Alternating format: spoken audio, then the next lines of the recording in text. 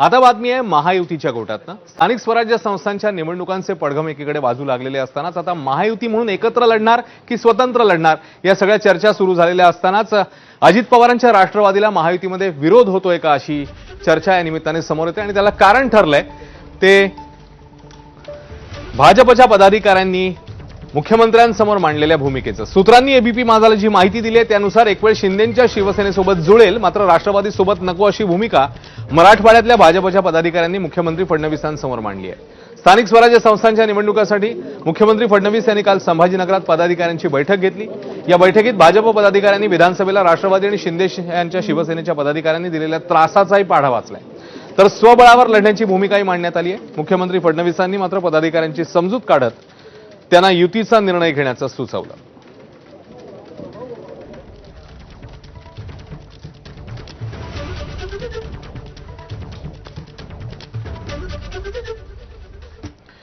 तर या बैठकीत नेमकं काय घडलंय जाणून घेऊया।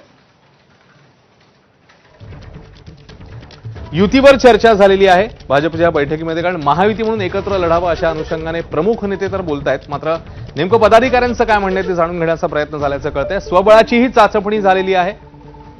राष्ट्रवादी सोबत युती नको ही पदाधिकाऱ्यांची भावना असल्याचं या बैठकीतनं समोर येत आहे। सूत्रांकडून ही माहिती मिळते त्यानुसार शिंदेंसोबत थोडंफार जुळेल पण राष्ट्रवादी सोबत जुळणं कठीण आहे असा सूर पदाधिकाऱ्यांनी अडवल्याचंही समोर येत आहे। तर सरकारला सकारात्मक वातावरण आहे असा पदाधिकाऱ्यांना विश्वास आहे। राष्ट्रवादी आणि शिंदेंच्या शिवसेनेने विधानसभेला दिलेल्या त्रासाचाही पाढा भाजपच्या पदाधिकाऱ्यांनी या बैठकीत वाचलेला आहे अशी ही माहिती समोर येते।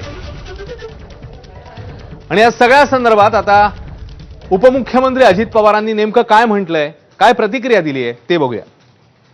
आम्ही तिघं बसून तो निर्णय घेऊ, काळजी करू नको। प्रत्येक ठिकाणची राजकीय पार्श्वभूमी त्या त्या शहरातली, त्या त्या जिल्ह्यातली, त्या त्या परिसरातली वेगवेगळी असली आणि तिथले तिथले कार्यकर्त्यांचे संबंध हे मित्रपक्षांची वेगवेगळ्या प्रकारचे असतात। काही काही जण अजिबात एकमेकाला सहकार्य करत नाही, काही जण हातात हात घालून काम करण्याचा प्रयत्न करतात। त्याच्यामुळं मी मागेच सांगितलेले की त्या त्या ठिकाणची राजकीय परिस्थिती बघून स्थानिकांनी तो निर्णय